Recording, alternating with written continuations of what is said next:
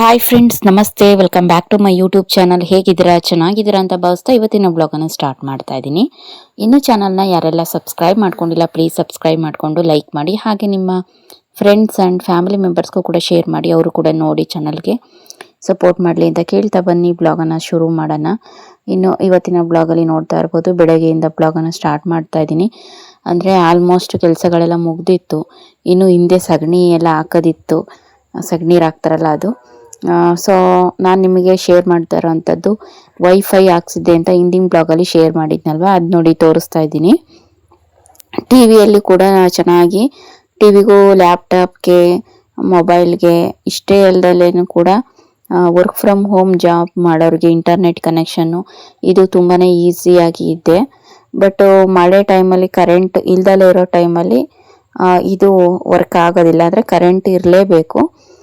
ನಮ್ಮೂರ ಕಡೆ ಏನಾದರೂ ಮಳೆ ಬಂತು ಅಂದರೆ ವೈಫೈ ಆನ್ ಆಗೋದಿಲ್ಲ. ಅಂದರೆ ಕರೆಂಟ್ ಇದ್ದರೆ ತಾನೇ ವೈಫೈ ಆನ್ ಆಗೋದು. ತುಂಬ ಮಳೆ ಬಂತು ಅಂದರೆ ಫುಲ್ಲು ಡೇ ಎಲ್ಲನೂ ಕೂಡ ಕರೆಂಟ್ ತೆಗಿತಾರೆ. ಸೊ ಹಾಗಾಗಿ ಇವಾಗ ನನಗೆ ವಿಡಿಯೋಸ್ ಎಲ್ಲ ಅಪ್ಲೋಡ್ ಮಾಡೋದಕ್ಕೆ ಇಷ್ಟ ಆಯಿತು. ನೀವು ಕೇಳ್ಬೋದು. ಅಂದರೆ ಈಗೊಂದು 4 to 5 ಡೇಸು ಮತ್ತೆ ವಿಡಿಯೋಸು ನಾನು ಸ್ಟಾಪ್ ಮಾಡಿದ್ದೆ. ಏನಾಯಿತು ಅಂತ ಅಂದರೆ ಈಗ ಆಲ್ಮೋಸ್ಟು ಸ್ಕೂಲು ಎಲ್ಲರಿಗೂ ಕೂಡ ರನ್ ಆಗಿದೆ ಅಲ್ವಾ. ನಾನು ನನ್ನ ದೊಡ್ಡ ಮಗ ರುಷಾಂತ್ ಏನು ಸ್ಕೂಲ್ಗೆ ಹೋಗ್ತಾ ಇದ್ದ ಅಲ್ವಾ ಅರಸೀಕೆರೆಯಲ್ಲಿ, ಅದೇ ಸ್ಕೂಲಿಗೆ ಸಣ್ಣವನು ಕೂಡ ಅಂದರೆ ಚೋಟನು ಕೂಡ ನಾನು ಜಾಯಿನ್ ಮಾಡಿಸಿದ್ದೀನಿ.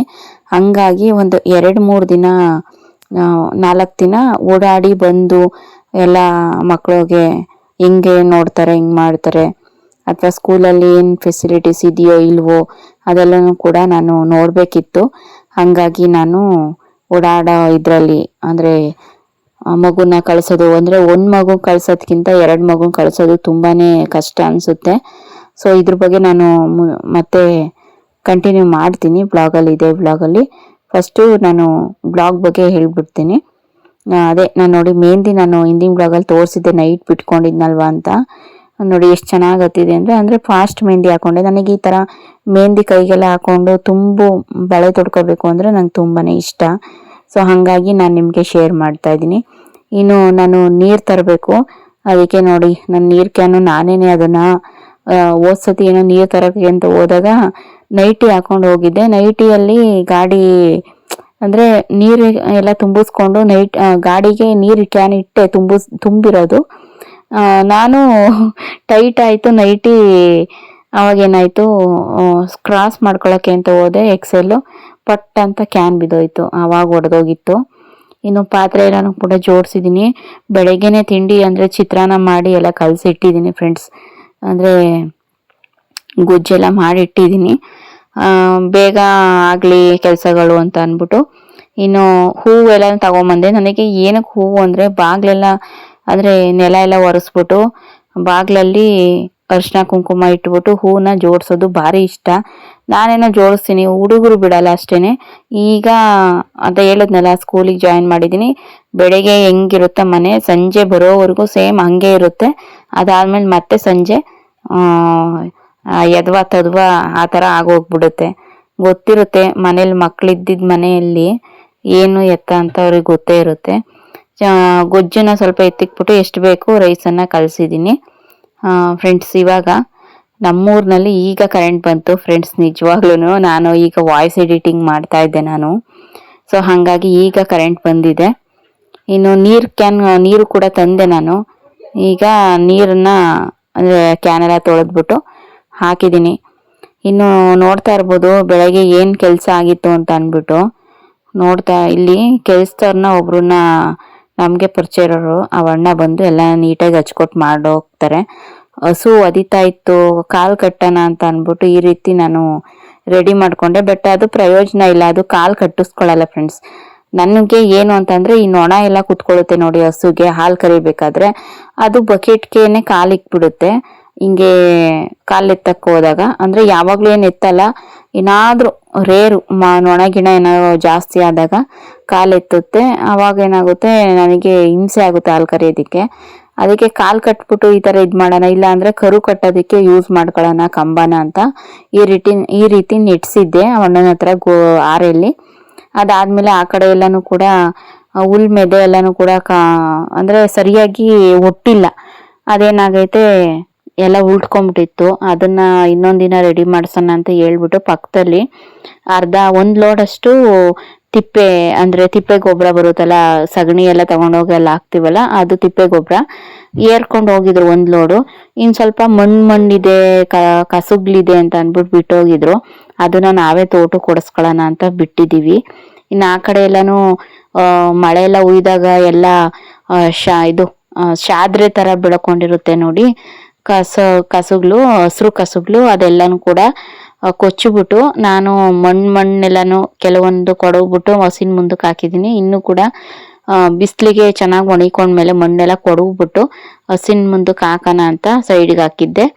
ಇನ್ನು ಇವಾಗ ಫ್ರೆಂಡ್ಸ್, ಈಗ ಮಳೆ ಬಂದ್ರೆ ಏನಾಗುತ್ತೆ ಅಂದ್ರೆ, ನಾವು ಹಿಂದ್ಗಡೆ ಬಾಗ್ಲಿಂದ ತಿರ್ಗಾಡ್ತೀವಲ್ವಾ, ಆ ಹಿಂದ್ಗಡೆಯಿಂದ ಬಾಗ್ಲಲ್ಲಿ ತಿರ್ಗಾಡ್ಬೇಕಾದ್ರೆ ಅಲ್ಲಿ ಮಣ್ಣು ಎದ್ದೇಳುತ್ತೆ ಚೆನ್ನಾಗಿ. ಎಲ್ಲ ಏನು ಬಚ್ಲು ಮನೆ ಸರೌಂಡಿಂಗ್ ಇದೆ ಫುಲ್ಲು ಎಲ್ಲ ಸೋರುತ್ತೆ ಫ್ರೆಂಡ್ಸ್. ಸಿಕ್ಕಾಪಟ್ಟೆ ಅಂದ್ರೆ ಸಿಕ್ಕಾಪಟ್ಟೆ ಸೋರುತ್ತೆ. ಹಂಗಾಗಿ ನಾನು ಎಷ್ಟೋ ಸತಿ ಮೊಗ್ಗಲೆಲ್ಲಾನು ಬಚ್ಲೊಳಗಡೆ ಉಯ್ದಿದ್ದೀನಿ. ಅದರಲ್ಲೂ ಕೂಡ ಇವಾಗ ನಾನು ಏನಾದ್ರೂ ನಾವು ಬಳೆ ಇಡ್ಸ್ಬಿಟ್ಟು ಗುಂಡಿ ತೋರಿಸಿ ಬಳೆ ಇಡ್ಸಿ ಪೈಪ್ ಎಲ್ಲಾನು ಸೆಟ್ ಮಾಡ್ಲಿಲ್ಲ ಅಂದಿದ್ರೆ ನಿಜವಾಗ್ಲೂ ಮನೆ ನೋಡಕ್ ಆಗ್ತಾ ಇರ್ಲಿಲ್ಲ, ಮಕ್ಳಿಗೆ ಸ್ನಾನ ಮಾಡ್ಸಕ್ ಆಗಲ್ಲ, ಈ ತರ ಆಗ್ತಾ ಇತ್ತು ಪರಿಸ್ಥಿತಿ. ಇಷ್ಟು ವರ್ಷ ಆದ್ರೂ ಅವ್ರುಗಳು ಏನು ಮಾಡ್ಕೊಂಡಿರ್ಲಿಲ್ಲ, ಇರೋ ಸತ್ಯನೇ ಹೇಳ್ಕೋಬೇಕು. ಏನೇ ಆದ್ರೂ ಮುಖ ವಹಿಸಿ ಮಾಡ್ಬೇಕು. ಕೆಲವ್ರಿಗೆ ನೋಡೋರ್ಗೇನು ಅಯ್ಯೋ ಇವಳ್ದು ಇದ್ದಿದ್ದೆ ಆ ತರ ಈ ತರ ಅಂತ ಅನ್ಬಿಟ್ಟು ಹೇಳ್ತಾರೆ. ನಮ್ ಕಷ್ಟ ನಮಗೆ ಗೊತ್ತಿರುತ್ತೆ. ಅವ್ರವ್ರ ಮನೆಯಲ್ಲಿ ಯಾವ್ಯಾವ ಪರಿಸ್ಥಿತಿಗಳನ್ನ ಎದುರಾಕೊಂಡು ಹೆಂಗ್ ಜೀವನ ಮಾಡ್ತಿರ್ತಾರೆ ಅನ್ನೋದು ಅಂದ್ರೆ ಕಷ್ಟಗಳನ್ನ ಎದುರಿಸ್ತಿರ್ತಾರಲ್ಲ ಆ ವ್ಯಕ್ತಿಗೆ ಮಾತ್ರನೇ ಗೊತ್ತಿರುತ್ತೆ.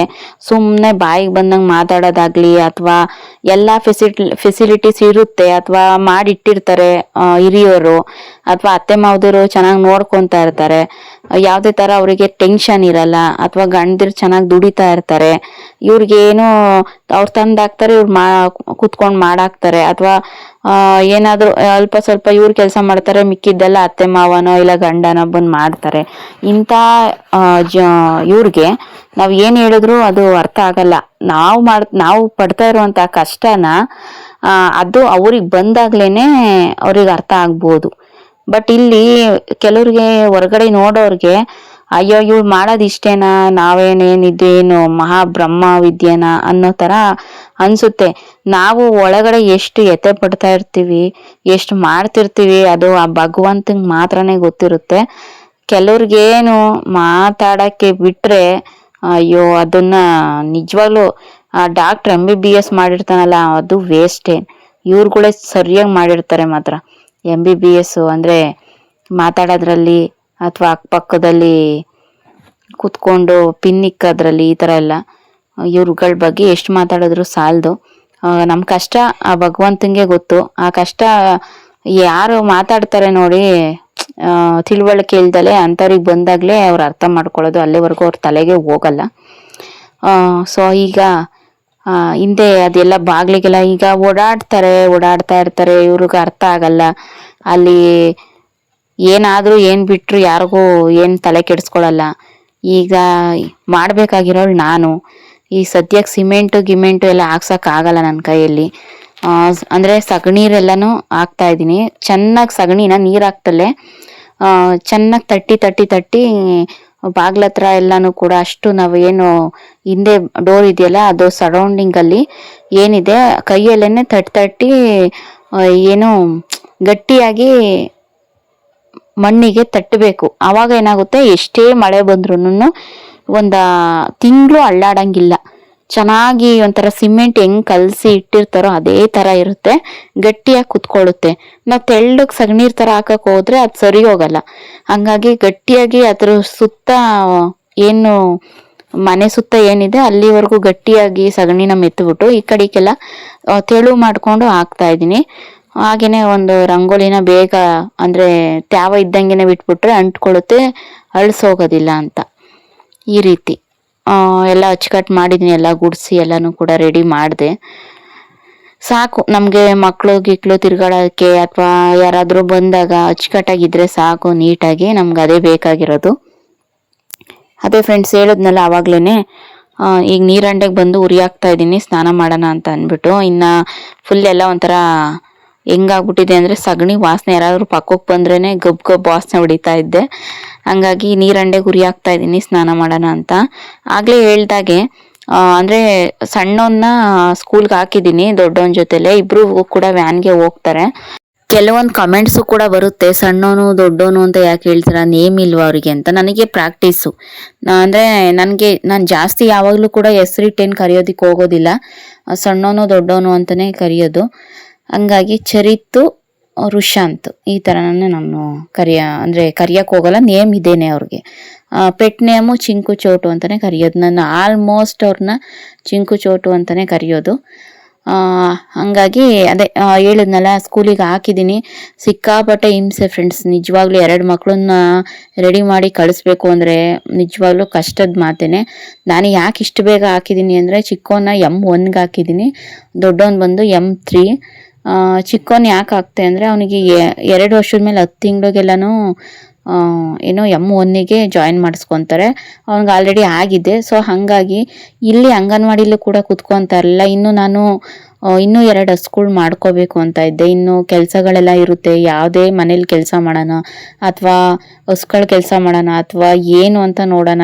ಇಲ್ಲಿ ನೀರೆಲ್ಲ ಉಯ್ಕೊಳ್ಳೋದು ಅಥವಾ ಸಿಂಟೆಕ್ಸಿನ ನೀರು ಆನ್ ಮಾಡಿಬಿಡೋದು ಅಥವಾ ಬಿಸಿಲಲ್ಲಿ ತಿರ್ಗಾಡೋದು ಅಥವಾ ಅಂಗನವಾಡಿಲಿ ಬಿಟ್ಟು ಬಂದರೆ ಅವನು ಅಲ್ಲೆಲ್ಲ ಯಾಮಾರಿಸ್ಬಿಟ್ಟು ಓಡ್ ಬಂದ್ಬಿಡೋದು, ಈ ಥರ. ಆಮೇಲೆ ಎಲ್ಲೋ ಸೈಕಲ್ ತಗೊಂಡೋಗ್ಬಿಟ್ಟು ಅಲ್ಲಿ ರೋಡ್ ಹತ್ರ ಬಿಸಾಕೋದು, ಅಲ್ಲೋಗಿರ್ತಾನೆ ಅಂಗಡಿ ಹತ್ರ, ಈ ಥರ ಎಲ್ಲ ಮಾಡ್ತಾ ಇದ್ದ. ಹಂಗಾಗಿ ಅಲ್ಲಾದರೆ ಅಚ್ಚುಕಟ್ಟಾಗಿ ನೀಟಾಗಿ ಒಳಗಡೆನೇ ಇರ್ತಾನೆ. ಬಿಸಿಲು ಯಾವ ಮಳೆಲೂ ಕೂಡ ನೆನೆಯಲ್ಲ. ಅಲ್ಲೂ ಕೂಡ ತಲೆಗೊಂದಿಷ್ಟು ವಿಷಯಗಳು, ಆಟ ಆಡೋಕ್ಕೆ ಸಾಮಾನುಗಳು ಅವೆಲ್ಲ ಕೊಟ್ಟಿರ್ತಾರೆ. ಮತ್ತು ಆ್ಯಕ್ಟಿವ್ನೆಸ್ ಆಗಿ ಇರ್ತಾನೆ. ಅಲ್ಲಿ ಗೊತ್ತಲ್ಲ ಪ್ರೈವೇಟ್ ಸ್ಕೂಲಲ್ಲಿ ಯಾವ ಥರ ಎಲ್ಲ ಮಾಡ್ತಾರೆ ಅಂತ. ಸೊ ಹಾಗಾಗಿ ಡಿಸಿಪ್ಲಿನ್ ಸ್ವಲ್ಪ ಬರುತ್ತೆ ಅವನಿಗೆ ಅಂತ ನಾನು ಹಾಕಿದ್ದೀನಿ. ಇನ್ನು ಮಿಕ್ಕಿದ ಅವನು 8:15 ಹೋದರೆ 5 ಗಂಟೆಗೆ ಬರ್ತಾನೆ. ಅಷ್ಟರೊಳಗಡೆ ನಾನು ಅದೇ ತಿಂಡಿ ಸ್ನ್ಯಾಕ್ಸು ಎಲ್ಲನೂ ಲಂಚಲ್ಲಿ ಎಲ್ಲನೂ ಪ್ಯಾಕ್ ಮಾಡಿ ವಾಟರ್ ಬಾಟ್ಲು ಎಲ್ಲ ಕಳಿಸಿರ್ತೀನಿ. ಸೊ ದೊಡ್ಡವನ್ಗೆ ಯಾವ ರೀತಿ ರೆಡಿ ಮಾಡ್ತಾನೆ ಸೇಮ್ ಚಿಕ್ಕವನಿಗೂ ಅದೇ ರೀತಿ ರೆಡಿ ಮಾಡಿ ಕಳಿಸ್ತೀನಿ. ವ್ಯಾನಲ್ಲಿ ಹೋಗಿ ವ್ಯಾನಲ್ಲಿ ಬರ್ತಾನೆ. ನಾನು 9 ಗಂಟೆಯಿಂದ ಸಂಜೆ 5 ಗಂಟೆ ಒಳಗಡೆ ನನಗೆ ಏನು ಕೆಲಸ ಇದೆ ಅದೆಲ್ಲನೂ ಕೂಡ ಅಚ್ಚುಕಟ್ಟಾಗಿ ಮುಗಿಸ್ಕೊತೀನಿ, ರೆಸ್ಟು ಕೂಡ ತಗೊಳ್ತೀನಿ. ಸೊ ಹಿಂಗಾಗಿ ಇನ್ನು ಸಂಜೆ ಬಂದಮೇಲೆ ಊಟ ತಿನ್ಸೋದು ಅದು ಇದು ಅಂತ ಮಾಮೂಲಿ ಇದ್ದೇ ಇರುತ್ತಲ್ವ. ಹಂಗಾಗಿ ಇದು ನನಗೆ ಅನುಕೂಲ ಅನ್ನಿಸ್ತು. ಸೊ ಹಾಗಾಗಿ ಅವನು ಕೂಡ ನೀಟಾಗಿ ಹೋಗ್ತಾ ಇದ್ದಾನೆ. ನಾನು ಮುಂದಿನ ವೀಡಿಯೋಗಳಲ್ಲಿ ಬ್ಲಾಗ್ಸ್ಗಳಲ್ಲಿ ಶೇರ್ ಮಾಡ್ತೀನಿ, ನೀವು ನೋಡ್ಬೋದು. ಹಾಗೆಯೇ ನಾನು ನೆಲ ಎಲ್ಲನೂ ಒರೆಸಿದ್ದೀನಿ. ನೆಲ ಒರೆಸಾದ್ಮೇಲೆ ನಾನು ಸ್ನಾನಕ್ಕೆ ಹೋಗೋಣ ಅಂತ ಅಂದ್ಬಿಟ್ಟು ಸುಮ್ಮನಾದೆ. ನೋಡ್ತಾ ಇರ್ಬೋದು, ನೆಲ ಎಲ್ಲ ಒರೆಸಿ ಬಾಗಿಲಿಗೆಲ್ಲನೂ ಕೂಡ ಅರಿಶಿನ ಕುಂಕುಮ ಇಟ್ಟು ಹೂವು ಇಟ್ಟಿದ್ದೀನಿ. ತುಂಬ ಚೆನ್ನಾಗಿ ಕಾಣಿಸುತ್ತೆ ಮನೆ ಮಾತ್ರ. ಈ ರೀತಿ ನನಗೆ ಯಾವಾಗಲೂ ಇರಬೇಕು. ಬಟ್ಟೆ ಫ್ರೆಂಡ್ಸ್ ಮೋಟ್ರ್ ಕೆಟ್ಟೋಗಿದೆ. ಸೊ ಹಂಗಾಗಿ ನೀರು ಬಿಟ್ಟಿರಲಿಲ್ಲ, ಬಟ್ಟೆಗಳೆಲ್ಲನೂ ಕೂಡ ಸ್ಟಾಕ್ ಮಾಡಿದ್ದೀನಿ. ಮೋಟ್ರ್ ರೆಡಿಯಾಗಿ ನೀರು ಬಂದಿದ್ದಿನ ಬಟ್ಟೆಗಳೆಲ್ಲ ಸ್ವಲ್ಪ ಗುಡ್ಡೆ ಹಾಕೊಂಡು ತೊಳ್ಕೊಬೇಕು. ಐಸ್ ಕ್ರೀಮ್ನವ್ರು ಬಂದಿದ್ರು ಮಧ್ಯಾಹ್ನ, ಬಿಸಿಲು ಚೆನ್ನಾಗಿ ಹೊಡಿತಾ ಇತ್ತಲ್ಲ, ಐಸ್ ಕ್ರೀಮ್ನವ್ರು ಬಂದಿದ್ರು ಅಂತ ಅಂದ್ಬಿಟ್ಟು ಹುಡುಗರು ಕೂಡ ಐಸ್ ಕ್ರೀಮ್ ಕೊಡಿಸಿದ್ದೀನಿ, ತಿಂತಾ ಇದ್ದಾರೆ, ನೋಡ್ತಾ ಇರ್ಬೋದು. ನಾಳೆ ಇನ್ನೇನು ಸ್ಕೂಲ್ ಸ್ಟಾರ್ಟ್ ಆಗುತ್ತೆ ಅನ್ನುವಾಗ ನಾನು ಇದನ್ನ ವಿಡಿಯೋನ ಮಾಡಿದ್ದು. ಇನ್ನೂ ಕೂಡ ಅವನಿಗೆ ಅದೇ ನೋಡಿ ಕಟ್ಟಿಂಗ್ ಮಾಡಿಸ್ಕೊಂಬಂದಿದ್ನಲ್ಲ, ನಾನು ಅರಸೀಕೆರೆಗೆ ಹೋಗ್ಬೇಕಾಗಿತ್ತು. ಹುಡುಗರಿಗೆಲ್ಲನೂ ಕೂಡ ಸ್ವಲ್ಪ ಸಮಾಧಾನ ಮಾಡಿ ಊಟ ತಿಂದಿದ್ರಲ್ಲ, ಐಸ್ ಕ್ರೀಮ್ ಕೊಡಿಸಿದ್ದೀನಿ, ಇವಾಗ ಮಲ್ಕೊತಾರೆ. ಸೊ ಅದಾದಮೇಲೆ ನಾನು ನಿಧಾನಕ್ಕೆ ಅರಸೀಕೆರೆಗೆ ಹೋಗಿ ಕೆಲಸಗಳನ್ನ ಮುಗಿಸ್ಕೊಂಡು ಬರ್ಬೋದಲ್ಲ ಅಂತ ಅಂದ್ಬಿಟ್ಟು ಹಾಗೆಯೇ ವೈಫೈಯಲ್ಲಿ TV ಹಾಕ್ಕೊಟ್ಟಿದ್ದೆ, ಹಾಗೆಯೇ ಐಸ್ ಕ್ರೀಮ್ ಕೊಡಿಸಿದ್ದೆ. ಅದಾದ ನಂತರ ನೋಡ್ತಾ ಇರ್ಬೋದು ನಮ್ಮ ಚಿಕ್ಕೋನು ಯಾವ ರೀತಿ ತಿಂತಾ ಇದ್ದಾನೆ, ಮೂತಿ ಮುಷ್ಣಿ. ಅದಾದಮೇಲೆ ನೆಲ ಈಗ ತಾನೇ ಒರೆಸಿದ್ದೀನಿ. ಅದಾದಮೇಲೆ ಅಲ್ಲೇ ಒಂಥರ ಎಲ್ಲ ಗಲೀಜು ಥರ ಮಾಡೋದು. ಮಕ್ಳಿದ್ದ ಮನೇಲಿ ಹಿಂಗೇನೆ, ಏನು ನೀಟಾಗಿ ಹಿಂಗೆ ಇದ್ದಿದ್ದ ಮನೆ ಹಿಂಗೆ ಇರಲ್ಲ ಅಂತ ಹೇಳೋಕ್ಕಾಗಲ್ಲ. ಯಾಕಂತ ಅಂದರೆ ಮಕ್ಕಳು ದೊಡ್ಡವಾಗೋವರೆಗೂ ಇದೆಲ್ಲ ಕಾಮನ್ನು. ಸೊ ಫ್ರೆಂಡ್ಸ್, ಇವತ್ತಿನ ವಿಡಿಯೋ ನಿಮ್ಮೆಲ್ಲರಿಗೂ ಕೂಡ ಇಷ್ಟ ಆಗಿದೆ ಅಂತ ಭಾವಿಸ್ತೀನಿ. ಇಷ್ಟ ಆಗಿದ್ರೆ ಪ್ಲೀಸ್ ಒಂದು ಲೈಕ್ ಮಾಡಿ, ಚಾನಲ್ನ ಸಬ್ಸ್ಕ್ರೈಬ್ ಮಾಡ್ಕೊಂಡಿಲ್ಲ ಅಂದರೆ ಸಬ್ಸ್ಕ್ರೈಬ್ ಮಾಡ್ಕೊಳ್ಳಿ. ನಿಮ್ಮ ಫ್ರೆಂಡ್ಸ್ ಆ್ಯಂಡ್ ಫ್ಯಾಮಿಲಿ ಮೆಂಬರ್ಸ್ಗೂ ಕೂಡ ಶೇರ್ ಮಾಡಿ, ಅವರು ಕೂಡ ನೋಡಿ ಚಾನಲ್ಗೆ ಸಪೋರ್ಟ್ ಮಾಡಲಿ. ಹಾಗೆಯೇ ನಾನು ಇನ್ನೂ ಹೆಚ್ಚೆಚ್ಚು ವಿಡಿಯೋನ ಶೇರ್ ಮಾಡ್ತೀನಿ ಇನ್ನು ಮುಂದೆ. ಹಾಗೆಯೇ ಮಕ್ಕಳಿಗೆ ಸ್ಕೂಲಿಗೆ ಕಳಿಸೋದ್ರಿಂದ ಹಿಡಿದು ಸ್ಕೂಲಿಂದ ಬರೋವರೆಗೂ ಕೂಡ ಅದ್ರ ವಿಡಿಯೋನು ಕೂಡ ಶೇರ್ ಮಾಡ್ತೀನಿ ಮುಂದಿನ ಬ್ಲಾಗ್ಗಳಲ್ಲಿ. Thank you for watching. Bye.